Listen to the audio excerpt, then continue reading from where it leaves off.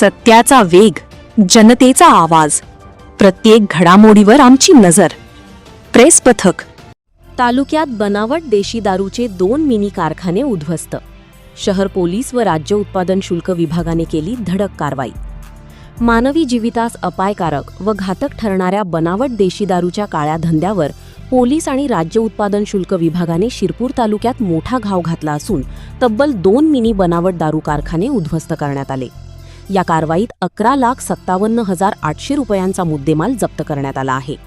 या कारवाईत एका संशयिताला ताब्यात घेण्यात आलं असून दुसऱ्या ठिकाणी आरोपी अंधाराचा फायदा घेत पसार झाला आहे.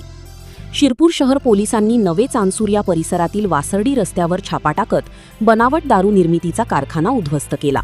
या कारवाईत नितेंद्र पोपटराव पावरा याला ताब्यात घेण्यात आला आहे. पोलिसांनी घटनास्थळावरून 435 लिटर स्पिरिट, 22,000 रिकाम्या बाटल्या, हजारो 90 mlच्या बाटल्या, इलेक्ट्रिक मोटार, स्टिकर्स आणि सीलिंग मशीन व त्यासाठी लागणारं साहित्य असा 3,10,400 रुपये किमतीचा मुद्देमाल जप्त करण्यात आला असून संशयित नितेंद्र पोपटराव पावरा यास ताब्यात घेत अटक करण्यात आली असून न्यायालयाने 22 मे पर्यंत कोठडी सुनावली आहे. तर दुसऱ्या कारवाईत राज्य उत्पादन शुल्क विभागाच्या पथकाने न्यू बोराडी ग्रामपंचायत हद्दीतील जामण्यापाडा परिसरात धडक कारवाई केली. यात मच्छिंद्र तारासिंग पावरा यांच्या झोपडीवजा घराजवळ मोठ्या प्रमाणात बनावट देशी दारू तयार केली जात असल्याचं उघड झालं.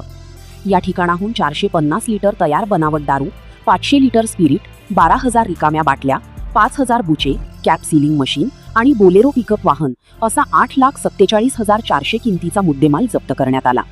मात्र पथक घटनास्थळी पोहोचताच राजेश पावरा आणि त्याचा साथीदार अंधाराचा फायदा घेत पसार झाले.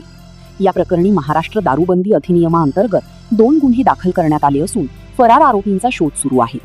राज्य उत्पादन शुल्क विभागाचे निरीक्षक देविदास नेहुल आणि शिरपूर शहर पोलीस निरीक्षक किशोर कुमार परदेशी यांच्या पथकाने वेगवेगळ्या वेळी व वेगवेगळ्या ठिकाणी कारवाई केली.